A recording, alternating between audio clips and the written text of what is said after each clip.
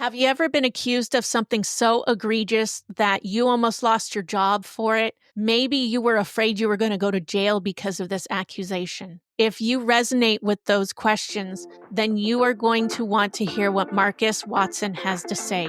My guest today is a perfect guest to have on at the end of this Tribute to Masculinity series because he went through such an ordeal as a pastor of a church, being accused by someone in his church for something so egregious, and his attitude about it, his reflections on it, he goes through all of it. You are going to enjoy this episode, be so encouraged. Welcome to Honest Christian Conversations. I'm Anna Murby. If this is your first time listening to the podcast, thank you for spending your time with me today. For all returning listeners, I'm glad you're back. After the episode, please leave a review for the podcast if you haven't already done so. If you have, thanks so much. I appreciate reading your encouraging comments. They help me improve the content for you all. Want a shout out on the next mini-sode? Check out the links in the show notes. Thanks for your support. God bless and enjoy the show. Markus, thank you so much for coming on the podcast to talk with me. I heard you talking on the Bleeding Daylight podcast about your story. That was an emotional roller coaster, I must say. And that's somebody who is listening to it. So I can only imagine how terrible it was for you to have to go through such a situation, to be accused of such heinous things. And there's no proof of it, but it does mess with people's minds, their thoughts about you. And I'm very excited to talk to you and to uncover all this, especially during my tribute to masculinity. I think this is a perfect conversation to have because this hits right at that. So thank you for coming on. Yeah, I'm very glad to be here. Thanks for having me. Yeah. All right. Well, give us a brief overview of the situation. It's hard to believe it's been now 10 years ago that it started. And it's in some ways, it feels like a long time ago. In some ways, it still feels very fresh. My life is still sort of I'm still living out the ramifications of all the stuff that happened, both negative and positive. So basically what happened was about 10 years ago, I'm a Presbyterian pastor in San Diego, and our executive presbyter asked to meet with me, and he came over to my house. I was on sabbatical, interestingly, at the time, just about 2 weeks into it. And so he came over and basically said that someone at our church had accused me of having a problem with pornography. Now, full disclosure, have I ever looked at pornography? Yes. However, it's very important for me not to. And so for a long time, I'd had accountability software and accountability partner. And so when those accusations came, I was like, well, okay. I wasn't too worried about it because I knew that there wasn't going to be anything on my laptop. There wasn't going to be, I would have my accountability partner who'd be able to provide actual evidence of accountability reports, those kinds of things. So I'm like, okay. Yeah. Well, what would you like to do? And he said, well, I'd like to take your laptop and have a forensic analyst look at it. I was like, you want it now? He said, that'd be good. So I gave him the laptop. And he had said that it would take a few days, and those few days turned into a few weeks. So that became kind of frustrating. About 2 or 3 weeks after he had taken my laptop, he called me and he said, well, I can't give you your laptop back because it's now a potential criminal investigation. And I was like, what? What are you talking about? And of course, I'm thinking, like, what in the world could they possibly have found? I know I didn't put anything illegal on there. Yeah. At the time, our tech guy at our church had become, unfortunately, kind of a nemesis. And I was like, did he put something on there? He didn't. But I feared that. So that's where I would have went to. Yeah. Well, I wondered that. So it wasn't him, but I wondered, like, okay, did somebody put terrorist stuff on there, bomb making instructions, or put child pornography on there? That was the accusation was pornography. So I'm like, did they put child pornography? That was my fear. My fear was, is it going to look like I'm guilty of something? So that sort of put me into a dark spiral because, well, one of the problems was that our presbytery wasn't following its due process. We have due process in our denomination. Our book of order says, here are the steps you take if there are accusations and allegations. and I was being denied my due process. And so that made me feel really scared, to be honest. I was like, I don't know what to do about this. I have no power. I have no control. There's nothing that I can do. This is a secret investigation that's taking place. And so I was pretty scared during that time. I did have some really great support. So one of my best friends, who was also my accountability partner, also a Presbyterian pastor in our presbytery, really went to bat for me. And so he would have meetings with people that I couldn't have meetings with. He made phone calls that I couldn't make. He sent emails that I couldn't send. And so he was really, really supportive. And so what this did was it kind of brought to light for me my own sense of unworth, maybe, where I was wrestling with, why would they do this to me? Because I wasn't in a big church.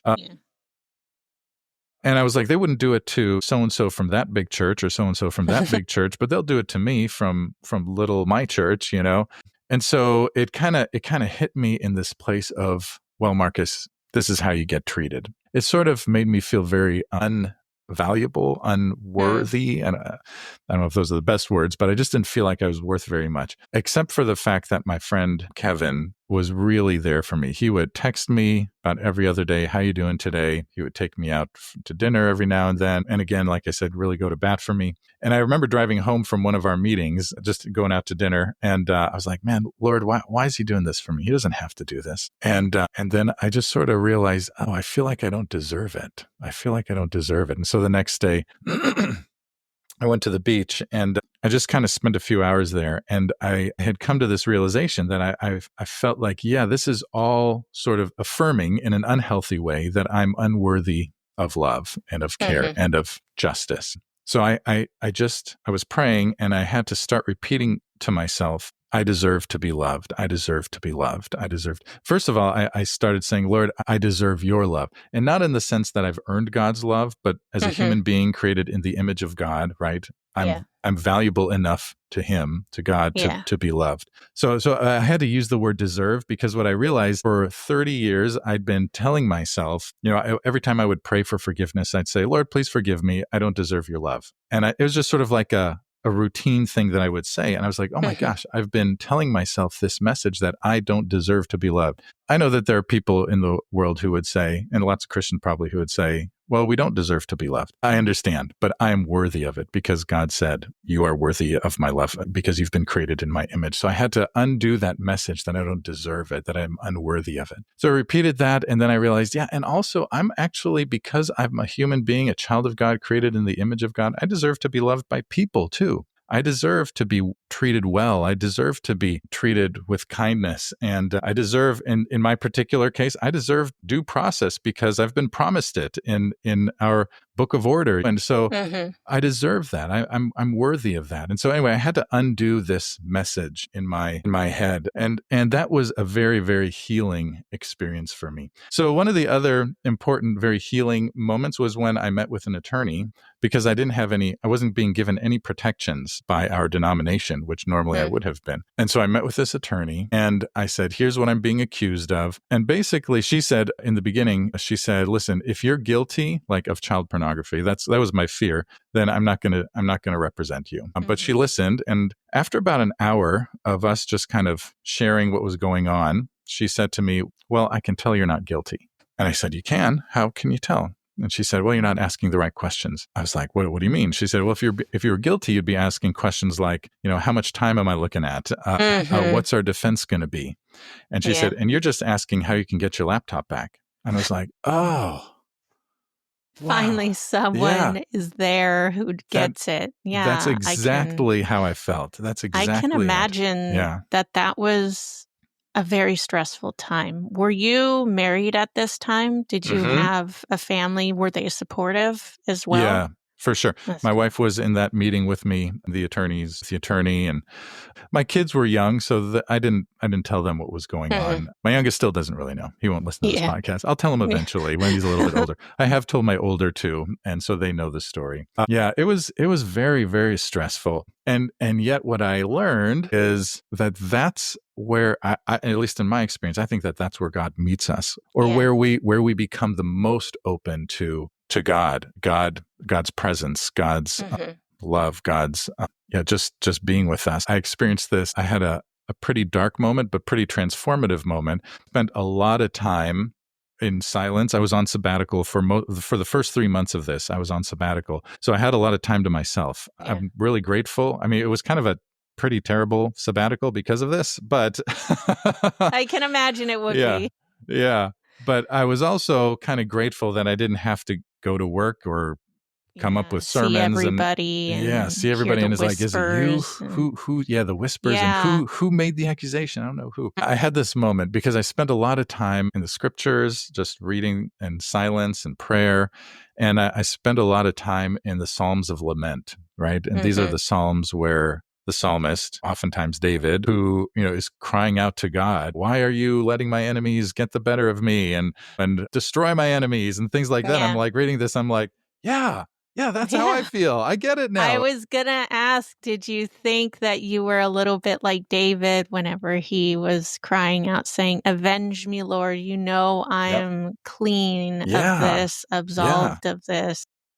Absolutely. Because, prior to this, it's not like I had really ever had any enemies. But this time I felt like I had enemies. I'm like, I get it now. When you're being attacked, whether or not that's the best prayer, it's the human prayer, because that's where we're at in our spirits, in our souls, in our lives, this point of darkness and pain and fear. And so you cry out to God, rescue me, destroy my enemies. So I really, really appreciated those. And I had a moment after spending time in one of those Psalms. I kind of put my Bible down and I was just kind of sitting quietly. And I started thinking about all the worst things that could happen. And I thought to myself, man, I could lose my job if it looks like I'm guilty. And then I thought I could lose my ordination. I was like, I could lose my reputation and all these people would think this thing is true of me that isn't actually true. And then I thought I could lose my family if it looks like I'm guilty of this. I don't know. I don't think I would have, but that's where my mind went. We spiral when things are going bad. And that's what was happening as I was spiraling. And then I thought I could lose my house. I could become a registered sex offender. And everywhere I go, I would have to say this thing about myself that isn't true, right? And then I thought I could go to prison. And I had this picture of myself sitting in a prison cell all by myself, just in my head, and having lost everything. And I was just kind of feeling it. I didn't want to think about it, but it was just the image that came into my head. And then as I pictured myself, saw myself in that prison cell, it was like I felt God saying to me, yes, Marcus, they might take everything from you, but there's one thing that they can never take from you, and that's my love. And I was like, and all of a sudden, I understood God's love in a way that I had never understood it before. I had always preached God's unconditional love and taught and believed in God's unconditional love. Yeah, God loves me unconditionally. Yippee, But it's like...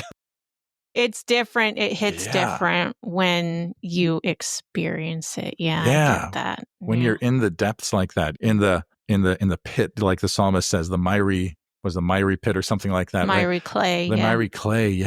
And all of a sudden it's like, but you might sink into this pit, but you will never lose my love. And you think about Paul, who said, nothing can separate us from his love, neither height nor depth, right? All of that. Anyway, that was a transformative moment for me. And I would say that was almost like the turning point of my life. I almost kind of think of my life as before that moment and after that moment. And it kind of changed everything for me. It changed the way I think about God. It changed the way I think about myself. It changed the way I think about other people. It changed the way I think about my work as a pastor. In other words, I no longer feel like it's my responsibility to get people to believe certain right doctrines. I just want people to know that they are God's beloved. And if they can begin to believe that about themselves, then God will work out the doctrines. I mean, I'll still teach what I need to teach, but I'm not gonna push people away just because they don't happen to have the same exact beliefs that I do. I just want them to know that they're loved. I'll conclude my story here. So before my sabbatical ended, so we're like 8 or 10 weeks into it at this point, I called my executive presbyter and I said, actually, he met with me and he said, I just want to let you know that they haven't found anything on my laptop. And I was like, it's funny because I didn't react and say, oh, hooray. I just went. It's kind of like, Okay, Duh. yeah, duh, I exactly. knew That's what it that. was. That's exactly right. But it was a relief. I was like, okay, Mhm. good. Well, okay, they know now that there's nothing there. Our executive presbyter knows that there's nothing there. Yeah, and then I was getting ready to go back to work, but I hadn't got my laptop back yet. He said, it's ready. You can go pick it up. And I said, okay, great. I'll go pick it up from whoever had it. And then my friend Kevin said, why don't you talk to your attorney before you go pick it up? Just ask her advice. And so I did. And she said, hey, he should not even be talking to you, actually, because this is an open investigation as far as we understand, right? We haven't gotten any confirmation yet. By the way, it was the FBI that ended up with my laptop. And so that was mind-blowing. My attorney was the one who found that out for me. But she said, tell him, your executive presbyter, that he can bring it to my office and you can get it from me. And so I emailed him and I said, yeah, this is what my attorney said because it's still an open investigation. And his response was 4 words, Markus, what investigation? And then his name. And I was like, what? And I was so angry because it was like he was pretending that nothing had even happened. And I think he was probably protecting himself because he was not following the rules. I mean, we, like I said, the whole due process thing, he was not giving me my due process, and he could have gotten into big trouble for that. So anyway, I think he was protecting himself, but it made me pretty upset to get my laptop back. But because it was a secret investigation, sort of an under the table investigation, there was no official record of it. And so the person who had made the accusation, who I later found out was a staff person at our church, now had the opportunity to make formal allegations. So she kind of, she didn't want to make formal allegations. She just sort of lobbed the accusation out there, but nothing in writing. And then it was sort of taken up in this under the table way. But now she's like, well, I can make these formal allegations. And so she did. And so that kicked off then an actual formal investigation following all the rules and the due process and all that. And when that news came to me, I was just like, what? Again? And I was like, Lord, what are you doing? Why are you letting this happen? And that lasted, I mean, that feeling lasted for an hour or two. And then as I kind of calmed down after the news came, I kind of felt like, you know what, God, you got me through it once, you'll get me through it again. And he did. So that, so they did a formal investigation, and then I was officially exonerated. So I was unofficially exonerated the first time because the FBI said, yeah, there's nothing there. Second time I was officially exonerated. It's in the record books. And then after that, this staff person just would not let it go. Do you know why she was so adamant about this? Vendetta against you for something petty. That is a good question. Here's what I do know. This staff person said to another staff person, who then told me that she had said, I was telling Pastor Markus about my husband's pornography problem, and he just didn't react the way I thought he would. I bet he's got a problem with that too. And so as far as I know, that was the source. And she had told me, I don't know for sure, but she had told me that there had been abuse in her past. And so maybe some things got triggered in her that led to these accusations. And she was just convinced that I was guilty of these things. Wow. But she went to the session, which is our board of elders, and wrote a letter and made the same allegations again. And here's where I had another moment of grace.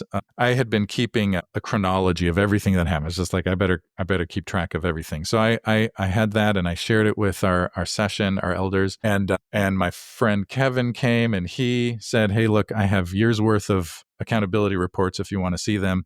We had a new executive presbyter by this point. The other one had moved to another state. And he said, as far as the presbytery is concerned, this is a closed matter. So I let the elders talk about it. I recused myself for about half an hour, came back, and they said, Markus, we want you to know that you have our trust as our pastor. I was like, oh, awesome, great. I didn't say that out loud, but I felt that.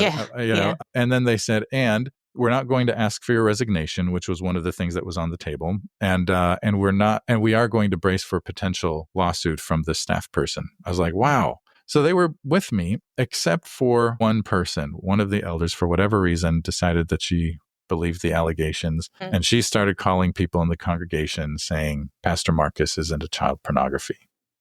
And I didn't know that. Most of us didn't know that at first, the other elders and I. But about 2 weeks later, we started hearing that this was going around. And when I heard that, I was like, oh, I think this is probably the end for me here. Because how do you come back from that, right? If those... Yeah, it's not easy. Yeah. So we had a congregational meeting, and somebody made the motion to dissolve the relationship with me. That's kind of the Presbyterian language, dissolve the relationship between church and pastor. And it passed by a margin of 2 votes. I don't think everyone in the church was against me, but what I think is when you have allegations like that, it's like, well, I don't know if Pastor Markus did this or not, but let's just play it safe and get a new pastor. So that was it for me at that church. Interestingly, it actually felt like a huge relief, to be honest, because by that point, I think at that point it would, because you're just tired of all this. Yeah, it had been almost a year, 11 months. And I was just like, I'm ready to be gone from here. The very next day, I was on a flight to Little Rock, Arkansas for a pastor's week-long retreat, which had been on my calendar for 6 months already. And I was like, wow, the day after, Lord, you knew I was going to need it today. And so He's that good. That's right.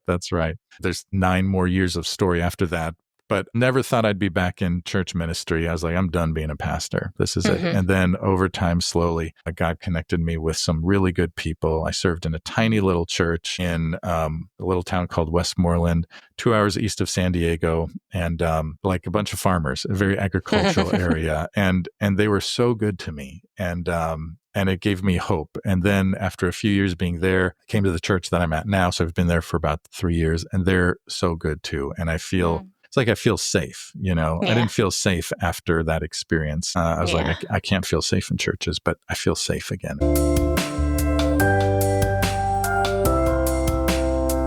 Hey friends, are you looking for a community where you can grow deeper in your faith?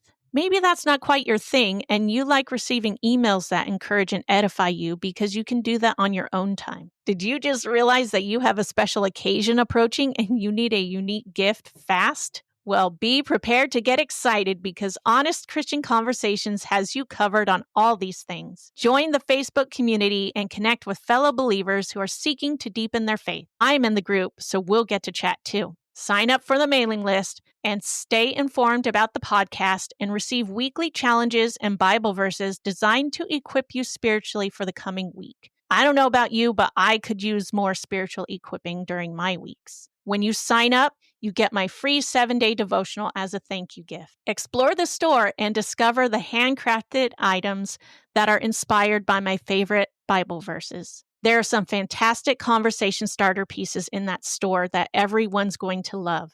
They're not just about the podcast, but they are most importantly about Christ. Now that you have stopped jumping for joy, join the community, the mailing list, and check out the store. I appreciate your support. God bless. A hard story, but a good ending. Yeah, that's good. Yeah. How did this affect you from a masculine point of view? I mean, to be accused of pornography when you aren't looking at that, you are having accountability that proves that you aren't looking at that. That alone is an accusation that could mess with a man's ego. But on top of that, someone also accusing you of one of the most egregious forms of pornography that has an actual, I could go to jail. This is going to ruin my reputation. I might have to register as a sex offender. How did this affect you as a man? Wow, that's a good question. I've actually never thought of it kind of through that lens before. But one of the things that you said, you used the word ego, and I that's really helpful for me to kind of think about how did it affect me as a man? Because I think men do have egos. I mean, everybody has an ego, right? To one degree or another. I think men definitely, and I had this. I was like, listen, I'm going to take care of this. And when I started at this church, I was like, man, I was in my early 30s, so I was young. I was still kind of gung ho about all that. I was like, I'm gonna turn this church around. I'm gonna make it awesome. Everybody's gonna think I'm super awesome because I've turned this church around. People are gonna look at me and say, wow, what a great pastor that Markus Watson is, And so I guess now, I don't know if that's a specifically masculine thing, but maybe it is. I don't know if for women, I'm sure there's some women who feel that way as well, and some men who don't, but all the girl bosses are going, yeah.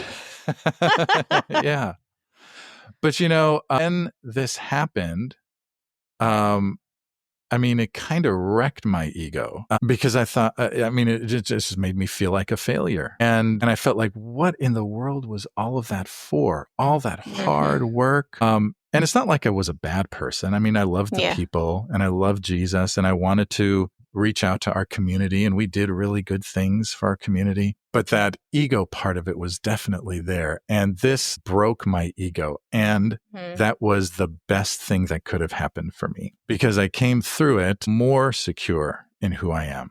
As a man and as a human being and as a child of God. I came through it recognizing that the only thing that matters about me, it's not what I accomplish, it's not what I achieve, it's not what people think about me. The only thing that matters about me, ultimately, I shouldn't say the only thing, but the most important thing, far above everything else, when it comes to who I am, is that I'm God's beloved, and that's it.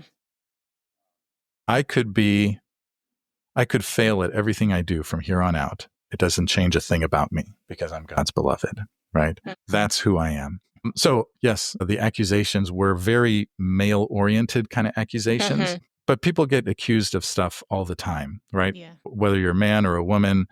And it was painful. It was embarrassing. Just the thought of it, even though not that many people knew about it. Yeah.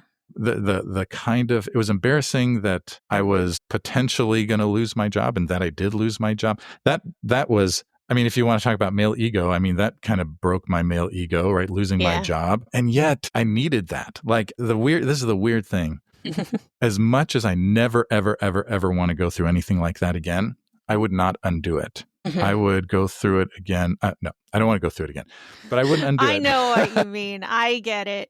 I have some stuff in my past where I'm like, I don't really want to go through it again, but I don't want to change things because who knows what would have happened to me and my life and the people in it had I done things differently. So I get that. It's like you want to know, but at the same time, you're like, well, I don't want to do that. So And so you get it, right? It's like when you go through hard things like that, it deepens you as a person.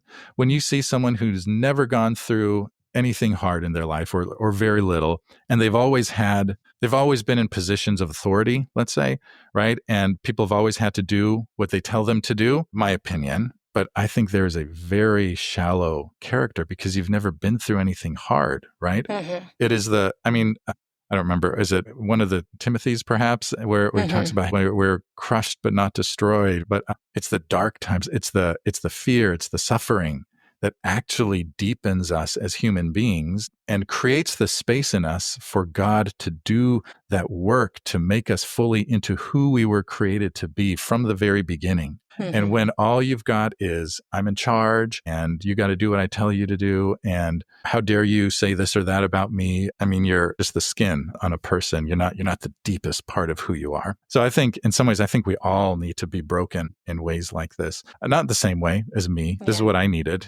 Different people need it in different ways.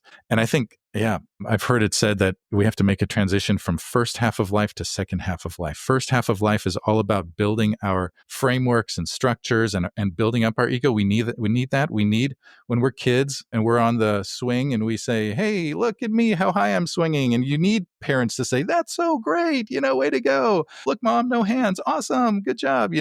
But if you're still doing that when you're 50, hey, look at me, right? You haven't moved on into true spiritual adulthood. And so I think it's these dark times, these hard times that help us transition from what we might call spiritual childhood to spiritual adulthood, spiritual boyhood to spiritual manhood. And spiritual manhood, in my opinion, doesn't get offended. Say things about me if you want. That's okay. I'm God's beloved. Right? Honestly, we don't need to control. I don't feel the need to control outcomes anymore because God's got it. Like I was saying before, I don't feel the need to control what people believe. I can't control if someone feels loved or not, but I can do what I can do. Yeah. And so it's just like, I love the image in the Old Testament where the people are going through the wilderness and God says to them, don't be tight-fisted, be open-handed. And I love those words. And it's not just about money, right? Tight-fisted and open-handed with money. It's just tight-fisted. It's a posture in life. Like I think before this experience, I was very tight-fisted. I wanted things to turn out the way I wanted them to turn out. And now I'm like, well, I've got way less control over my life and over the world than I thought I did. And so you just need to go through life being open-handed, which means receiving and giving, right? Receiving from God, receiving from others. Everything is a gift, and then sharing open-handedly the gifts that God has given you and who you are and your love for others. Well, that has been transformative for me. And I think I'm a way better pastor than I was. And I don't say that with any, like, egotistically. I'm just like, I feel like I love people more. Yeah. If you could give one piece of advice to men right now who might be going through a difficult season of life, what would you give them advice for? Yeah, great question. I would say, first of all, this is not the end of your story. This is a chapter in your story. This was something I would kind of thought about while I was going through this, and I would remind myself of that. This is not the end of my story. This is not the end of my story. So if you're going through a hard time right now, this is not the end of your story. This is a chapter in your story. And there's going to be a next chapter, right? And that next chapter will be different than this chapter. It will have good things and it will have challenging things as well, but it could be really good. So I would say don't give up. Don't lose hope. And also, I would say, just remember that whatever this hard, challenging thing that you're going through right now does not say anything about your value as a human being or as a man. Because again, the most important thing about you is that you are God's beloved. And so whether you come out of this looking like a great success or looking like a terrible failure, I mean, it sucks if you come out looking like a terrible failure, but you know what? In the end, we're all terrible failures, and we're all loved by God more than we could ever possibly know. And so, I don't know, that would be my word. Very good word for people. You have a podcast, right? Go ahead and share that with us before we go. Yeah, for sure. So my podcast is called Spiritual Life and Leadership, and I started it shortly after this whole experience. I was like, how do we lead in another a healthy way spiritual God way? was helping you heal. Yep. 100%. And so anyway, Spiritual Life and Leadership, right now I'm doing it in partnership with Fuller Seminary's Church Leadership Institute. Cool. And so we talk a lot about adaptive leadership on there as well, but some really great conversations with great people. And I'll point you to my book too, Beyond Thingification, which came out after this experience too. And it's just a way to reach out to your neighbors as a church without without objectifying them. In other words, hey, these are real people, and how do you reach out to these real people in your neighborhoods? Yeah. Oh, that's good. Yeah. So where can people get this resource and listen to your podcast? So you can listen to the podcast, of course, anywhere you listen to podcasts. You can go to my website, markuswatson.com. That's Markus with a K, K-U-S. Watson. And then the book is on Amazon. You can find that on Amazon. Wonderful. Yeah. Thank you again, Markus, for coming on and recounting this dark, but also very encouraging story for us. Yeah. Thank you. I appreciate getting to share my story. Friends, did you enjoy the episode? I'm so glad to hear it. Leave a 5-star review on Apple Podcast, Spotify, or my website, honestchristianconversations.com. Your reviews help boost the podcast in the ratings, so let's make these honest conversations more accessible to those who need them. Be sure to follow the show so you never miss another episode. And while you're doing that, why not share the podcast with someone? If you want a shout out on the podcast, or to join the community and mailing list, and to check out the Honest Christian Conversation store, the links for all these are in the show notes. Once again, thank you for spending time with me today. I look forward to our next conversation.